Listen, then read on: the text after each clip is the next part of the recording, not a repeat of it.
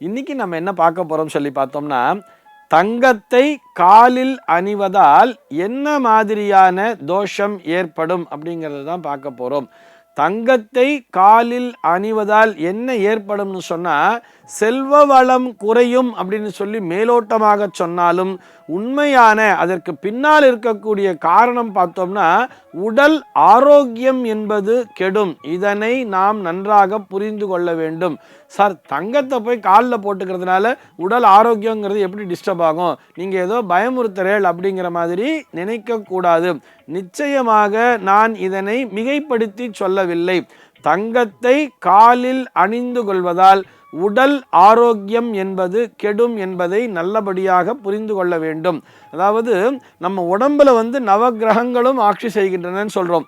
Medical அஸ்ட்ராலஜிக்கலி பார்த்தோம்னா, தலைப்பகுதியிலே சூரியன், இந்த முகம் அப்படிங்கிற பகுதியில் பார்த்தோம்னா சந்திரன், இந்த வாய், இந்த முகவாய்க்கட்டை, இந்த தோல், அது வரைக்கும் பார்த்தோம்னா செவ்வாய், புதனானவர் உடம்பிலே இருக்கக்கூடிய நரம்பு மண்டலம், இந்த தோலுக்கும் இந்த வயிறு சம்பந்தப்பட்ட ஒரு பகுதியெல்லாம் இருக்கு இல்லையா, இந்த மார்பு, இந்த வயறு, இதெல்லாம் பார்த்தோம்னா இந்த வயறு வரை இடுப்பு வரை பார்த்தோம்னா குருவினுடைய ஆதிக்கமும், இந்த இடுப்பிலிருந்து அந்த முழங்கால் முட்டி வரை, அதாவது இந்த தொடை பகுதி வரை பார்த்தோம்னா அதுல பார்த்தோம்னா சுக்கிரனுடைய ஆதிக்கமும், இந்த முழங்காலுக்கு கீழே பாதம் வரை பார்த்தோம்னா சனி கிரகத்தினுடைய ஆதிக்கம் என்பதும் இருக்கும் அப்படின்னு சொல்லி மெடிக்கல் அஸ்ட்ராலஜிங்கிறது சொல்றது.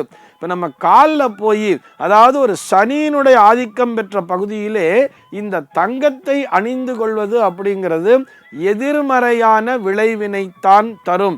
ஏன்னா அந்த குரு சனி காம்பினேஷன் அப்படிங்கிறது வந்துடுறது இல்லையா. குரு சனி காம்பினேஷன் வந்துட்டாலே அந்த இடத்திலே குரு சண்டால யோகம் என்பது கிடைத்து விடுகிறது. குரு சண்டால யோகத்தினால் உடல்நிலை என்பது நிச்சயமாக பாதிக்கப்படும். இதனை நாம் புரிந்து கொள்ள வேண்டும். இது ஜோதிஷ சாஸ்திர ரீதியாக சொல்லியிருக்கேன். தர்மசாஸ்திர ரீதியாகவே இடுப்பிற்கு கீழே கண்டிப்பாக தங்கத்தை அணியக்கூடாது அப்படின்னு சொல்லி சாஸ்திரம் வலியுறுத்தி சொல்கிறது. தங்க கொலுசு அப்படிங்கிறத இன்னைக்கு போட்டுக்கிறத ஏதோ ஒரு ஃபேஷனாகவே நினைக்கிறா. அந்த மாதிரி நிச்சயமாக அணியக்கூடாது. ஏன்னு சொன்னா, தங்கம் என்பது ஒரு மகாலட்சுமியினுடைய அம்சமாகவே பார்க்கப்படுகிறது. மகாலட்சுமியை போய் நம்ம காலில் போட்டுக்கலாமா? யோசிச்சு பாருங்க. உடனே இப்படி கேட்கக்கூடாது, சார் வெள்ளி என்பது கூட அது சுக்கிரன் தானே, அதுலேயும் மகாலட்சுமியோட ஆதிக்கம் இருக்குமே, வெள்ளியில் மட்டும் கொலுசு போட்டுக்கலாமான்னு கேட்டால், இதுக்குத்தான் நம்முடைய ஜோதிட சாஸ்திரம் என்பது தெளிவாகவே சொல்கிறது. இந்த கால் பகுதி என்பது சனியினுடைய ஆதிக்கம் சொல்லிட்டோம். அங்கே சுக்கிரன் என்கின்ற வெள்ளி அது போய் சேரும் பொழுது சுக்கிரனுக்கும் சனிக்கும் மித்ருத்துவம் என்பது உண்டு. இருவருக்கும் இடையே சுக்கிரனுடைய வீட்டிலே சனியானவர் உச்சபலம் பெற்றிருப்பார். அதுபோல அங்கே பார்த்தோம்னா அந்த சனி சுக்கிரன் காம்பினேஷன் என்பது உடல் ஆரோக்கியத்தையே தரும். இப்படித்தான் நம்முடைய சாஸ்திரத்தில் பார்த்தோம்னா தங்கத்தை எங்கே அணிந்து கொள்ள வேண்டும் சொல்லியிருக்கா. காதில் தங்கம் போட்டுக்கணும்னு சொல்றார். இந்த காதிலே தங்கம் அணிந்து கொள்வதன் மூலமாக இவர்களுடைய கழுத்து நரம்பு, அதாவது இந்த காதுக்கு கீழே இருக்கக்கூடிய பகுதி இருக்கு இல்லையா, இந்த கழுத்து நரம்புகள் பலப்படும் அப்படின்னு சொல்றார். கையில் வளையல், இந்த காப்பு, தண்டை, பிரேஸ்லெட்லாம் போட்டுக்கிறா இல்லையா கையில், இந்த மாதிரி அணிந்து கொள்வதன் மூலமாக இவர்களுடைய இந்த தோல் பகுதியானது பலப்படுகிறது, வலுப்பெறுகிறதுன்னு சொல்றா இந்த தங்கத்தின் மூலமாக. அதே மாதிரி தான் அந்த திருமாங்கல்யம் அப்படிங்கிறத போட்டுக்கிறோம் இல்லையா, இது பார்த்தோம்னா இந்த குருவினுடைய ஆதிக்கம் பெற்ற பகுதி.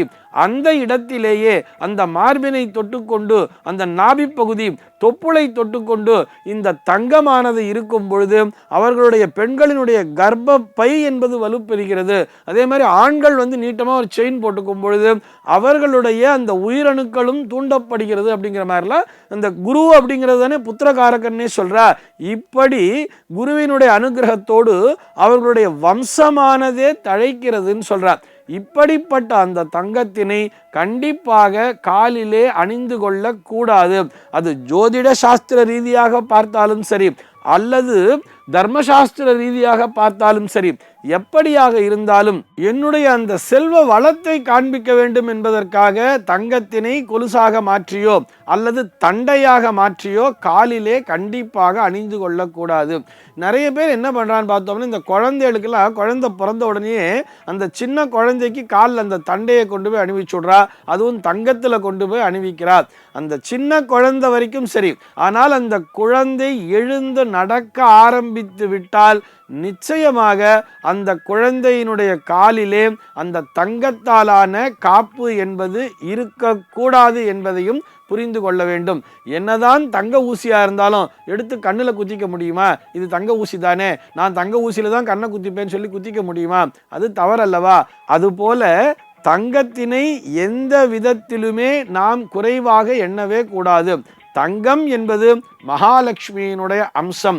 இது முழுக்க முழுக்க மகாலட்சுமியினுடைய அம்சம் நிறைந்தது என்பதை புரிந்து கொண்டாலே நல்லபடியாக வளமோடு செல்வத்தோடு ஆரோக்கியத்தோடும் வாழ்ந்து கொண்டிருப்போம். சர்வே ஜனாஹ சுகினோ பவந்து.